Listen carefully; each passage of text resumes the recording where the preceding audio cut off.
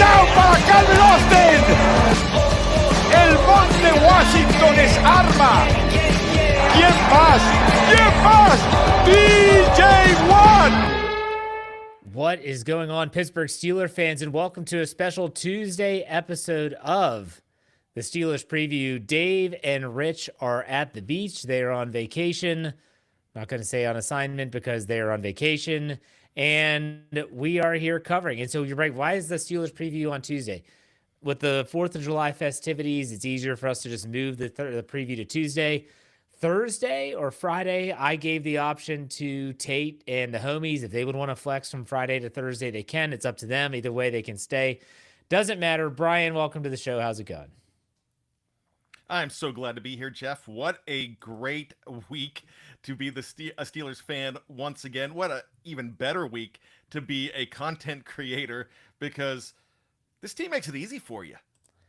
At times. At times they do. At times they make it very difficult. And speaking of difficult, I will say this. You know, Bryan and I, we did the breaking news podcast, and so some of the takes that you hear might be a little bit regurgitated. But I'll say this, Bryan. I have actually really struggled with trading Minkah Fitzpatrick. Not going to lie. Not going to lie at all. There's something about them getting rid of Minkah that just, it doesn't sit well with me. I'm not saying it's a bad move, and I'm not saying that Jalen Ramsey stinks or anything like that, but I've struggled with it. Not gonna lie. What about you? It's tough. I did go on record and saying I'm elated with the trade because of the all-in factor, and I'm going to buy that. But losing Minkah, that he's been a favorite since the second he walked into the door in 2019 and just started lighting it up right away. But one thing that I'm hearing a lot of revisionist history. Now, not you, because you've been always positive on Minkah, but the last couple years, the W word was coming up, and it used to drive me crazy. Washed. And I hated that. But I think that this is going to be a great move for Minkah. I think it's going to be a good move for the Steelers with what they're trying to do, and not have somebody roaming center field and then coming up and just I think they want to have more of a true free safety. Yeah, and I want to say that honestly, I trust people that know way more about football than I ever will, and Kevin Smith is one of those people. And he did a great article for SteelCurtainNetwork.com. You can still check it out. He's doing a 3-part series to this trade. Part 1 was why the Steelers chose to part ways and trade Minkah Fitzpatrick. Part 2, which is coming out, today's Tuesday, Wednesday, is about Jalen Ramsey and what he brings to the defense. So part 1, though, you listen to Coach talk, and I think a lot of fans, I had people on social media and Twitter say, this guy's been he just completely disappeared the last 2 years. Okay, I understand that. The stats don't lie. But when you look at the breakdown from Coach Smith, he shows that a lot of it was by design. And it wasn't Minkah can't do it anymore. It wasn't that Minkah is incapable. It's that the Steelers felt that they needed to have him play that deep center field. And according to Coach Smith, and I trust him again, he said those center field safeties, they're kind of a dime a dozen in the NFL. And so he doesn't see an issue with replacing that Minkah Fitzpatrick. But Bryan, let's be honest, we haven't seen the Minkah that from 2019, from the moment he stepped into the black and gold. We haven't seen that guy for a while. No, we haven't, Jeff, and we're hoping to see something like that again. And we know that just by adding at the corner position, and we know we've heard some stuff about Jalen Ramsey moving around and maybe being able to play in the slot, maybe being able to play outside, maybe being able to play safety as well. We've heard all of that, but they've got a very nice brain trust on the defensive side of the ball. I know some people do not love the Terrell Austin factor, but they have designed some very interesting things there, and I think being loaded up on the corner really helps you do so many more things. So being strong there, you can go ahead and throw some other people in. And Deshaun Elliott had a Pro Bowl type season last year. He was very good for the Steelers, and what he does in his role and with everybody else that they could bring in and could possibly still you never know. So I think that it's scary to think about life without Minka Fitzpatrick because you've had him here for 6 seasons. But when it comes down to it, you all see those guys move on. We saw Troy Polamalu move on. We've seen all these different players move on from the roster. And now we're seeing a much different wrinkle, and there's going to be advantages, but you're still going to have the disadvantages.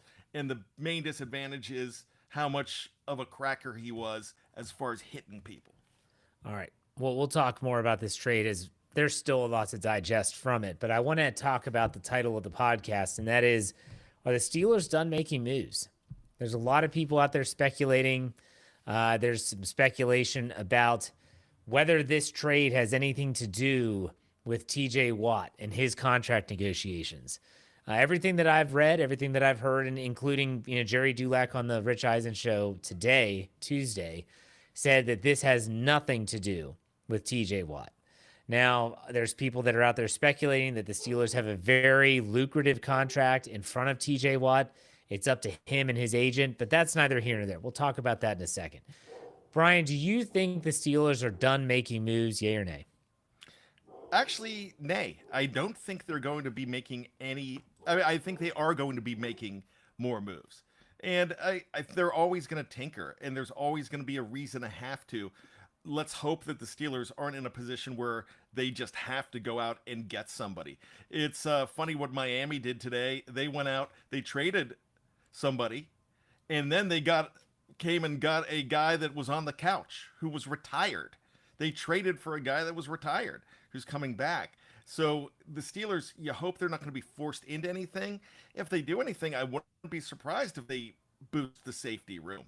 But the other thing, and we've talked about this, and we're going to talk about it more, I think they're done loading up on offense. So you think they're done on offense?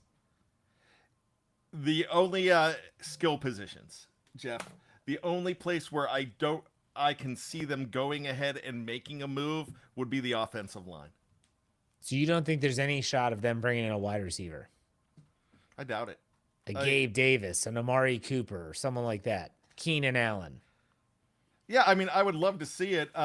Keenan Allen broke Kevin Smith's heart when he said he wasn't interested in going into Pittsburgh, but that stuff means nothing because the last two guys that said that everybody talked about how they wanted to play in warm weather, those guys are both in Pittsburgh, Jalen Ramsey and DK Metcalf. So what you think a player wants and what you think a player is going to demand, when they're traded, they still rubber stamp that. And Jalen Ramsey definitely rubber stamped this move and is, my gosh, he's so much team hype right now. He's a lot more team hype than DK Metcalf was coming in with the vignettes, with everything that he's acting like he's glad to be here, not like the nomad that a lot of people think he is, just moving from town to town like a hobo on a train. I mean, this is what, Jalen Ramsey's fourth team? Drafted by Jacksonville, went to LA. Jacksonville goes to Miami. Now yeah, with I guess Pittsburgh. this is only team number 4. Nah, that's For still some a lot. reason I thought there was another one there. Yeah. I don't know. Maybe was there another one? I don't know. I could see them still making moves. I think there's at least 2 more moves, not including TJ Watt, left for this team. I think they definitely want to add to the safety position in some form or fashion. And it's probably not going to be a really sexy signing. Like everyone's looking at Justin Simmons and Blackmaner's out there and a bunch of other guys that are at least names. I just don't know if they're going to go that route. They just tend not to. They find a guy that fits what they want. And so when you look at Deshaun Elliott, when they signed him, I'm not going to lie, I didn't know who the hell the guy was. Like, who? Deshaun who? Which, by the way, did you know he was teammates with Jalen Ramsey in 2023 in Miami? So they actually have a rapport together. Brian Baldinger shared a video of those two playing in the secondary together. So for those that want the connection, there you go. I think they're still going to bring in a safety. And I also think that they're going to be adding to the offense. I like what you said about the offensive line. Definitely not tight end at this point. I think if anything, it's a wide receiver. If anything, it's a wide receiver. And I don't think it. I had someone in my mailbag, which will run Wednesday morning on the audio side, ask, well, what if they went and traded for Terry McLaurin? And Bryan, you and I both live in the DMV area. I would love to have Terry McLaurin on this football team. Scary Terry is one of the most underrated receivers in the game today. He's phenomenal. But Scary Terry also wants a new contract, and that's why he's not with the Commanders right now. And it would cause it. And the person that asked the question in the mailbag said, well, what about for a 4th-round pick? I think it would take a lot more than a 4th-round pick, and you got to pay the guy. So I think they have 2 moves in them, Bryan, before training camp, and that's not counting TJ Watt. Very interesting. I agree with the safety. I'm actually skeptical. I almost feel like they are bringing in Jonnu Smith as a hybrid type player. He's a tight end and a wide receiver, even though he's not listed as a wide receiver, but he does so many wide receiver things. And we saw that. And we're seeing that a lot more. We're definitely seeing that in Vegas with Brock Bowers. I'm not saying Jonnu Smith is Brock Bowers, but he's always been a pass-catching specialist. And you've got another one. You've got other guys here. Somebody brought up to me, I actually on Bad Language, Dee brought it up to me about she was afraid that this means the end of Connor Hayward, but I almost feel like they're going to go ahead and attach the H-back, the hybrid running back tight end type label to him. Yeah. Well, last week when Dave was on the show, we talked a lot about those special teams roles and how they fill out the 53. Connor Hayward plays a lot of special teams. And so maybe his role on the team changes, but I do think that Jonnu Smith coming to the team certainly hurts his offensive snaps. Big time. Yeah, it does. Yeah. Yeah. I mean, you could put him in the backfield, and yes, he technically could do it. I just don't think that's his build. I don't think that's what he's made for. So we'll see. Those are the minutia things. Outside of wide receiver and safety, if there's you said offensive line, is there a specific position on the offensive line you would want them to target? Maybe I'm thinking way too much about this, but I think a swing tackle is. I feel like the depth is not there behind Fautanu and behind Broderick Jones. I just don't think that you have the depth on the offensive line like you even did last year. So we talk about how good the offensive line is, and I know there's guys in reserve positions, but I feel like you're looking at a unit that if they get cracked with the injury bug, man, I don't think they're going to have to be looking on other people's couches. Maybe. And I have to remind myself of this last year. But remember, right before the bye week, Zach Frazier goes down. And everyone says, what are they going to do? Nate Herbig is on IR. He's not the answer. Who are they going to have play? Who filled in? Ryan McCullum, who played pretty darn well.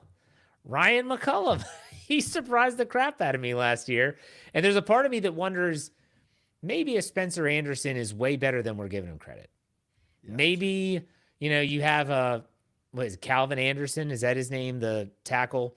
Maybe he's a good swing tackle for this team. He's not a starter, but he can come in and spell if necessary. I don't know. There's a lot of times where I do often have to remind myself that sometimes the team does know what they have and they know what they don't, and how they approach certain positions can kind of indicate that. Trust me, there's a lot of questions on the offensive line. That's the biggest factor for me for success in 2025. But speaking of success in 2025, Bryan, I wanted to ask you this trade that took place on Monday. How does it change, if at all, your season outlook for 2025? Be honest with you, I think it gives you one more win, maybe two. I really think that you are going to find them in a position late in the game when the offense is inside the 20 and throwing into the end zone, and there's a pick. And I really think that could help save a game, or maybe two for them at the most. But I'm definitely seeing this as an 11+ win team. Really? Yeah. You think they could win the division? No, I think they could, but I think Baltimore is a 13-win team right now. Hmm. But I can see them as a 5 seed. As the History best does not wild card history does not bode well for the Ravens. And I know you know this. Since the AFC North was created in 2002, 0 teams have won the division 3 years in a row. It's never happened. Baltimore's won it the last 2. So in my opinion, it's the Bengals or the Steelers that are going to win the division this year. That I cannot count out Baltimore ever because I've done it so many times in the past, and I just stopped doing it. And listening to you and I have to deal with a whole heck of a lot of purple where we live. So Yes. and they're bandwagon fans. I'm just saying that when there's going to be a 10-year stretch when they're bad, you won't quote the Raven at all. I always say they're like termites. People are like, what are Ravens fans like? They're like termites. They just show up, and they come out when the going's good, and then they'll take care of them and they go away. But I think that for me, I think this team, you said 11 wins. I think they're right around 11 right now, and I think they could go higher. I don't expect them. They're not a 9-win team. I think they're better than a 9-win team. I think 10. If you get 10, that's fine because you are in a tough division. But really, with the schedule that they have, I think this could be an 11+ win team. I think the 10 for me is the new floor. That's like the floor. Nothing's really going your way. If everyone stays healthy, clearly we know health is always paramount when it comes to talking about this type of stuff. But I think 12 or 13 is the ceiling. If you're getting all the calls, the football's bouncing your way. We've all had those experiences watching the Steelers like, man, that was a lucky break. They've had some of those. If those calls go your way, maybe this team could scratch out 12, 13 wins. You never know. I don't know. But I want to ask you one more question before we take a break here, Bryan. And that is about Omar Khan and this front office. This front office, they're doing things different. We'll put it that way. And a lot of people think Mike Tomlin's the one that calls all the shots. And I'm not saying that he doesn't, but if he is, he's certainly going with these changes from Kevin Colbert now that we've seen to Omar Khan. I think that the general consensus amongst the fan base right now is they don't know what this team is doing. We understood the plan for 2026. It made sense. I think that plan stays in place. They have not given up any of their 2026 draft assets yet, and they still might not. They definitely are banking with these contracts that they're going to have a rookie quarterback in one way or another for the foreseeable future, whether it's Will Howard or a drafted quarterback in 2026. But, we have not seen them approach bringing in some of these players at the very end of their rope like we have. Darius Slay, Aaron Rodgers. I'm not going to go as far as Jalen Ramsey because the guy's 30 years old. He still has a lot left in the tank, in my opinion. But they definitely are taking a different approach to the way they go about their business. Do you like what you've seen from the Steelers, or is there a sense of hesitancy about it? No, I'm not hesitant whatsoever because they have not mortgaged the future, Jeff.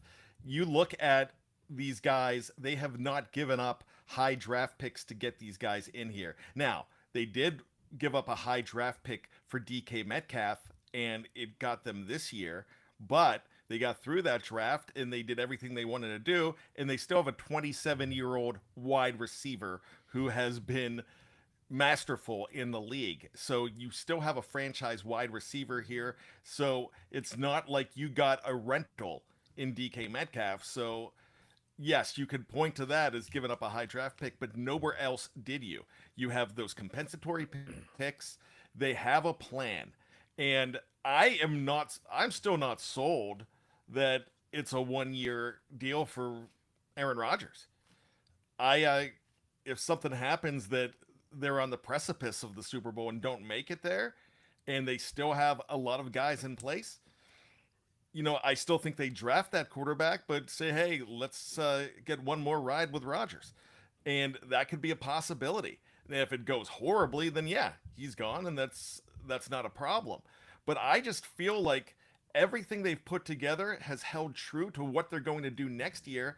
But they realize that when you're going to bring in a guy like Aaron Rodgers and you think it's only going to be 1 year, then put everything around him to make that 1 year special, or it's all moot.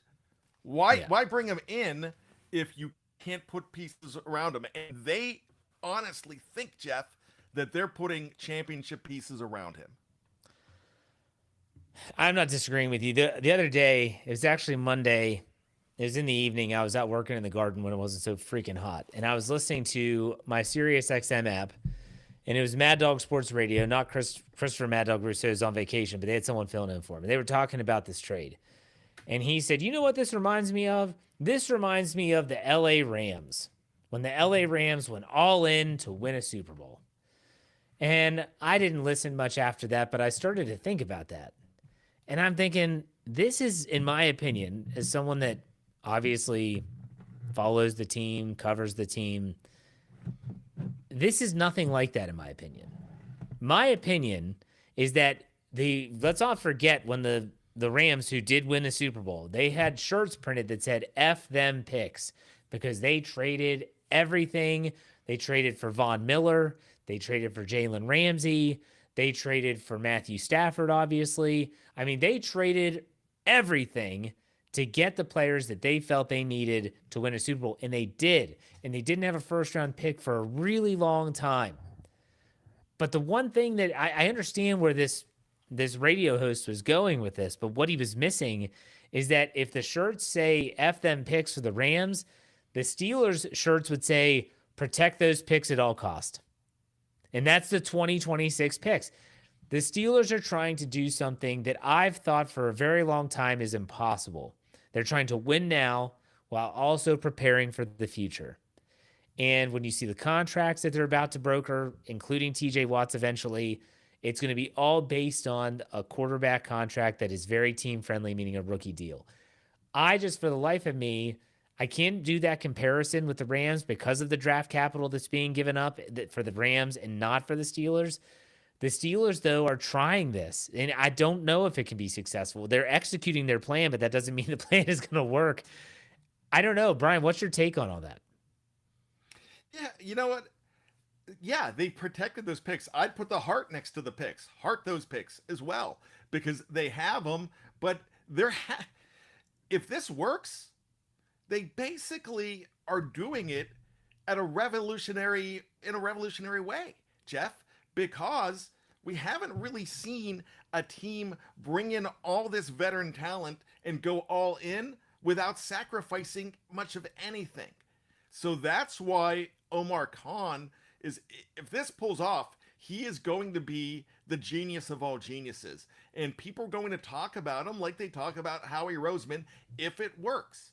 There's guys around the league that they're talking about. You know, you talked about the Rams, and a guy that is getting a lot of acclaim right now is Les Snead, the general manager in Los Angeles, because, yeah, it worked, but they sacrificed the picks. They maybe had one really bad season, and then next thing you know, they're in the playoffs last year, and they ran into a snowstorm that really hampered them against Philadelphia. I think Philadelphia still wins that game, but that was a lot closer than you ever thought it was going to be.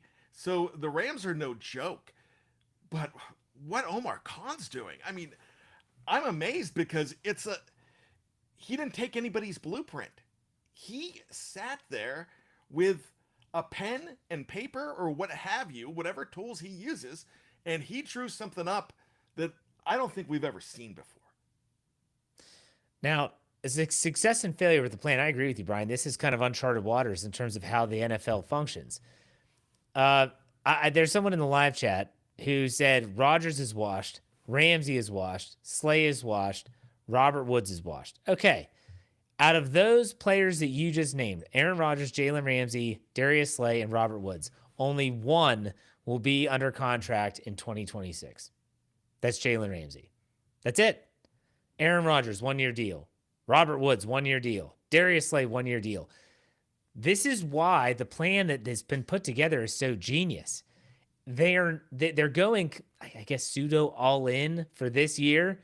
But if it doesn't work out, they're still going to have a crap ton of cap space next year. They're going to have a crap ton of draft picks.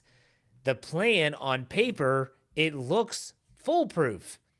Can they win this year? If they don't, it's not like it mortgages the future. I'm sorry, but giving up a 2027 fifth round pick, I don't view as mortgaging the future. And so for me, it's like, I can't find, at least again on paper, because it has to be proven on the field, I can't find many flaws in this plan. Now, the question then is, Bryan, do you think it's going to succeed? Yeah, I actually think it's going to succeed because the guys that they brought in were not playing at a terrible level last year. Look, I hate the B word. I hate bust and I hate W for washed. I think washed is the new one. And I hate trash too.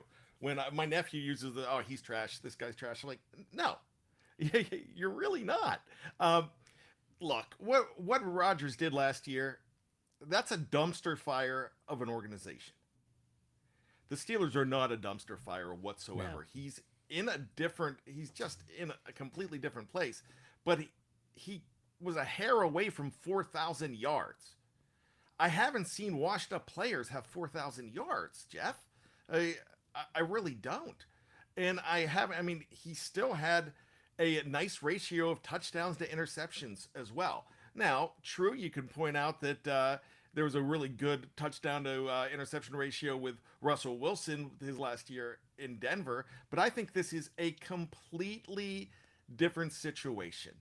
And you have a young wide receiver in DK Metcalf. You've got a very young running back room. You have, sure, you bring in Robert Woods, but is anybody asking Robert Woods to be a number one receiver? No. And really, I don't even think they're asking him to be a number two receiver either. They're just asking him to be a receiver and put him in that mix. Calvin Austin is going to get more opportunities in this whole thing. Robert Woods could be, whatever you get from Robert Woods is going to be gravy at this point. You're not relying on him. You're not, because Jonnu Smith pushes him a little farther to the side, where you could probably say that, all right, Robert Woods doesn't have a great year because he doesn't have a whole lot of numbers. But heck, if you get 3 touchdowns out of Robert Woods and everybody else has a whole lot more, then you've got something good there, Jeff. It's going to be interesting. I find this stuff fascinating. Like the roster development, the plan, because really after last season, everyone was just pissed off and down in the dumps and dejected, as we all should have been. You lose 5 straight games and you lose the way you did in Baltimore. It sticks with you. And then you start to see, okay, they're going to try to collect these comp picks. And then you start to see some other moves made, but they're bringing in guys that are released and 1-year contracts. And, well, why are they doing that? Oh, now it's starting to make sense, because if they want to cut ties, they can. If they want to bring them back, they can. Kind of prove it deals. It's making a lot of sense. Again, on paper, it's genius. Will it work out that way? And I don't know. No one knows. We'll see in 2025. And also, I think the biggest part of this, Bryan, is it's not 2025. It's the draft in 2026. That's the biggest thing.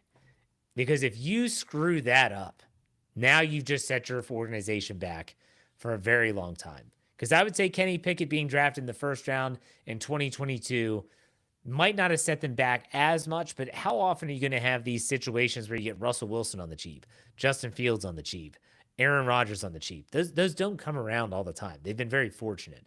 So, all right, well, I'll tell you what. Let's take a quick break. If you're watching anywhere on any live platform, stay tuned. We're not going anywhere. For those on the audio side, we'll be right back after a word from our sponsors.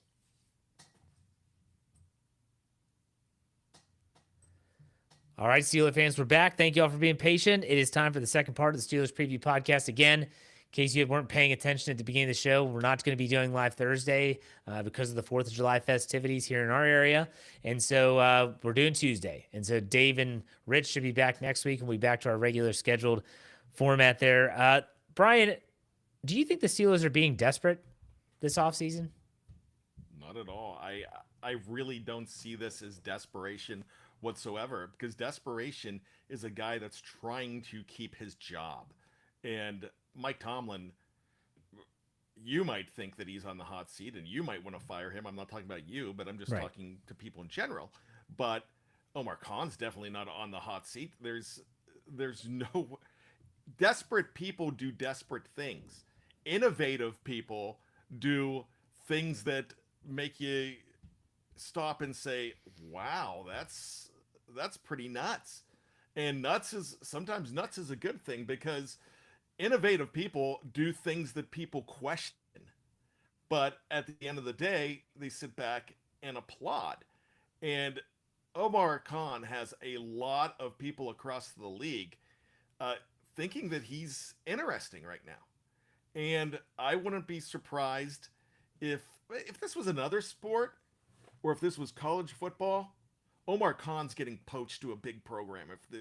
If this was college football and he was a head coach, he would be getting poached if Pittsburgh wasn't a legendary franchise.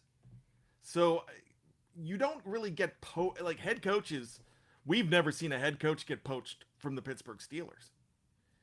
And you're not going to see a general manager do that either. But you can see the Steelers, if they were in the market, poach a coach from a lesser organization.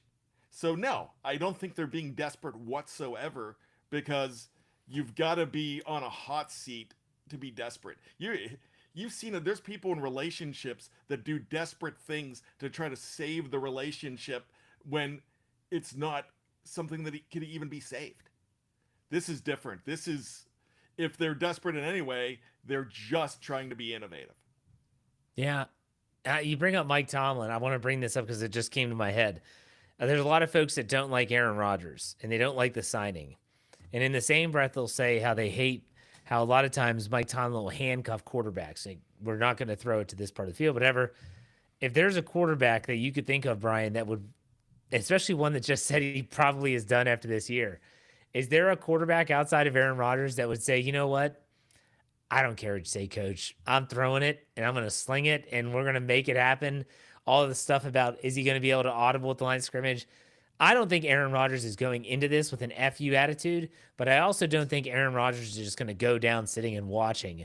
I think he's going to want to make his case to finish his career on a high note. You agree or disagree?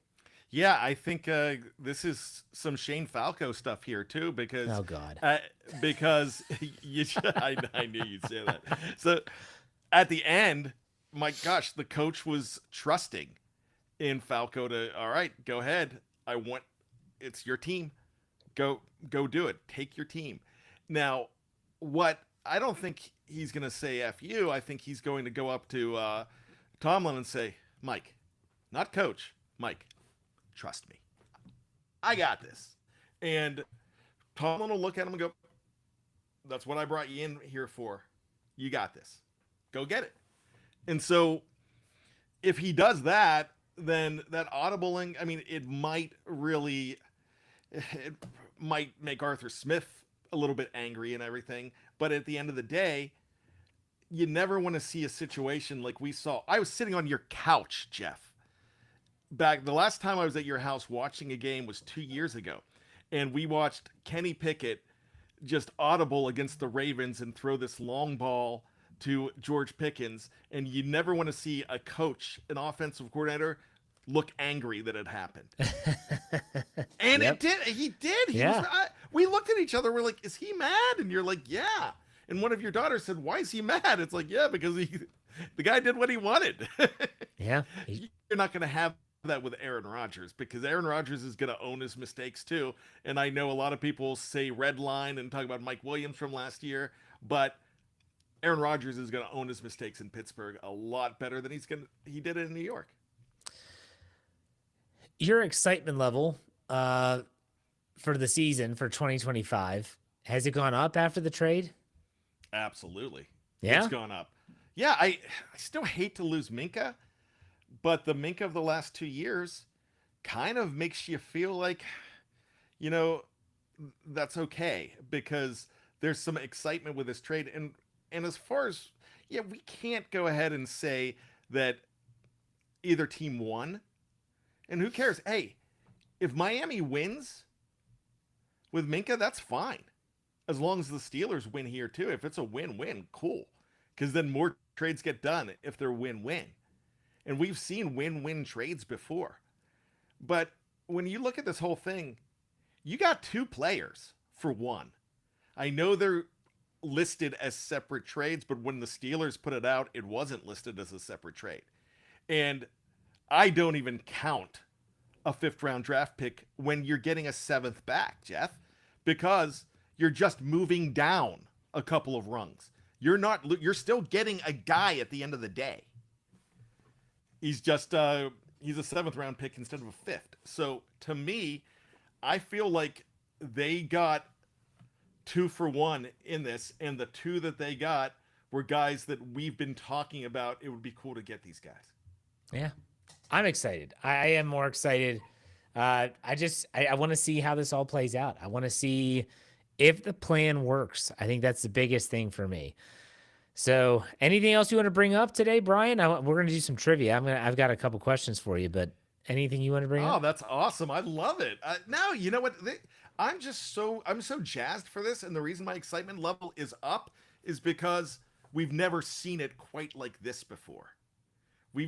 This is so anti what we've seen over the years that I also have to give Art Rooney 2 credit, and I don't do that very often. But I'm going to go ahead and give him some credit here because he's letting some of these things happen. You know, he's rubber stamping it, and you know darn well we have heard a lot over the last couple years that he has to rubber stamp everything. So for me, if he's going to go ahead and rubber stamp this, I'm ready to go. And I don't want to wish anybody's summer away because I hate the winter. I'm not even a fall fan. My wife's a fall fan. I like summer, spring and summer, but I want football so badly, and I'm really pumped for it. So bad that I'm watching old Steeler games right now. What was the most recent game you watched? I'm watching the 1984 season right now. 84? Yeah. And I'm having a great time. I'm watching the entire season when I have time, and the last couple of weeks I haven't had time, so I haven't really watched much lately. But the last game I saw was when they whomped the San Diego Chargers at home. Like, they scored 52 on them. It was those are just fun games. It was those such are a fun. It's Been a while since we've had one of those. Yeah. All right. So did you have trivia? I did not. Oh. All right. You do, and I was thinking that I was going to try to get something here, but you said you had it, so I'm going to sit back. I've got 2 questions. I like simple stuff. I'm not going to be diving deep into the old treasure chest here. 2 new players on the Steelers, one very recently, one not. That's still pretty recent. I love where these players go to college. And then I love trying to think about, well, who else have the Steelers drafted from this school? So let's start with Jalen Ramsey. You know where he went to college, yes? I'm thinking Florida State. That is correct. He went to Florida State. He's a Seminole. The question was, who is the last Steeler to be drafted from Florida State? I'm going to have to. I was going to say Lawrence Timmons, and I know that's wrong, but it's another linebacker that played next to him. It should be Vince Williams. That is correct. In 2013, Vince Williams was drafted in the 6th round out of Florida State. He's the last one. That's the last time, Florida State. All right, now the other one, I am still looking to try and find the answer. So we might have to do this together. All right. I'm scrolling down the Steelers draft history. Aaron Rodgers. Where did Aaron Rodgers go to college? Cal. Who was the last player drafted from California? I'm going to say, I think it's a guy named David Paulson. What year was that? Sure. Would that be? 2011. Okay, I've got one in 06. Let me make sure I didn't miss. In 2011, there is no Paulson in 11. 2012. David Paulson? Yes. No, he was Oregon, wasn't he? Yeah, he was Oregon. Okay. No, Cal. I can't tell you. So I've got one from 2006 here, and he was a late round pick. I'm trying to figure out which round it was. Hold on. 6th round. Was he a lineman? As a center. Oh, I couldn't tell you who that was. I couldn't either. I have no idea who this guy is. He did not make the team. I don't think he's I'll know the played name when you say it, but Marvin Phillip. yeah, okay, because it was 2006, 6th-round draft pick, California, the last player. They have not picked a lot of Cal Bears in the last two general managers' history. Like, I'm still going down, and I can't find any other player from Cal. It's incredible. It has been a long, long time. I think in the 80s they might have had somebody, but I don't think. I mean, this is insane. I'm in 92. Still haven't found another one. There's UConn players, Mississippi State, Rutgers. I mean, all these. Wow. Cal is not that bad. Bowling Green. We got action going on. I don't know. Hell, we have a Pitt Johnstown. Here's your boy Carlton Hasselrig. Yes. In 1989. Cal State Fullerton. That doesn't count. So, yeah, I looked that up. I was curious. Now, Jonnu Smith, this one's easy. Where did he go? Tennessee. No, not Tennessee. I'm sorry. I thought Tennessee, but I might have looked at the wrong thing. Oh, this is tough. He went to Florida International University. FIU. I don't know if the Steelers have an FIU, and because where's Jimmy P from? Jimmy Pierre. He's from Florida Atlantic, right? He wasn't drafted though. Oh, okay, yeah, but I'm still thinking that he represented. Where did James Pierre go to? Let me see. Where did he go to college? I think Florida Atlantic or Florida International.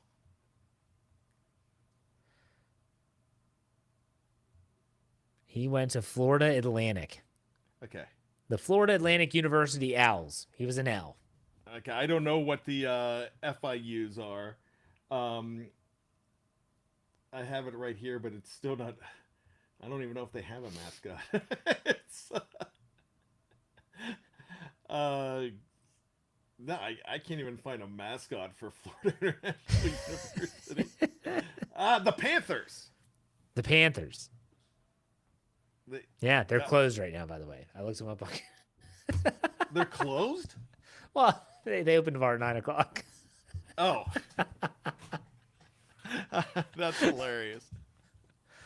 John asked, when was the last Oregon player before Hartman? I don't know. Well, I know Dixon was in 2010. Sonny Harris was in 2000. Well, Paulson was 2012, wasn't he? Paulson was 12, yeah. So I think that might be the most recent one. Yeah, I can't really think of an Oregon one. Let me double check. I don't think so. All right. Well, look, Brian, why don't you do some final thoughts? All right. So we're talking about guys being washed up. We're talking about so many different things here with the Pittsburgh Steelers. But the thing to know is that every mad scientist has a plan, and every mad scientist knows exactly what they're doing. So I'm pretty excited about this whole thing. But you can't have anything. You're bringing all these guys in, and you cannot have anything without TJ Watt. All of this is going to be moot without TJ Watt. So when you think of saying that they're going to trade him or they shouldn't pay him $40 million, I still don't think they're going to be paying him $40 million, but I think they're going to be giving him market value that is for his position. And I'm not worried about his age. I just know what defensive backs are going to do for a guy like TJ Watt. Let them worry about the money, because Omar Khan just moves that stuff around so easily that I agree with you. I thought you were crazy when you first said it. Now, when you said that there's really the it's a ghost fantasy, a ghost salary cap, that it just isn't real. And yeah. I kind of agree with you on that. This is going to be so fun to watch, but I don't think there's going to be no excitement without TJ Watt.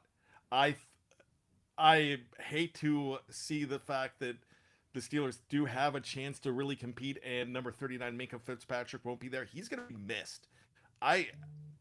He's going to be missed just because of his character and who he was. but I'm still excited about where this team is. But you can't take TJ off the team. If that happens, then why make all these moves? All right, well, Bryan gets the music queued up for the end of the show. I'll say to remind everyone to check out steelcurtainnetwork.com. It's a great website. I'm very proud of that project that we've been doing for we've been doing it for over a year, but this is the new website. We got it right at the end of last season as the season ended. So this will be our first full season from training camp on through with the new look. So steelcurtainnetwork.com. It's totally free. All you got to do is go and create an account. Go to the top, log in, create an account for free. It doesn't cost you a dime. Make sure you check out all of our podcasts on the podcast network, including my Let's Ride Tomorrow, where I talk about the truth about the Steelers and Dolphins trade, why it happened. No sourced information. It's just me reading the tea leaves here. So check that out. It's on our audio-only feed, wherever you get your podcast by searching Steel Curtain Network. I hope everyone has a great 4th of July for those that celebrate. And as they always say, I guess, do you want to lead us out like Dave does? You want me to do it? Yeah, I will. I'm going to do my own version of it. Go ahead. Hey.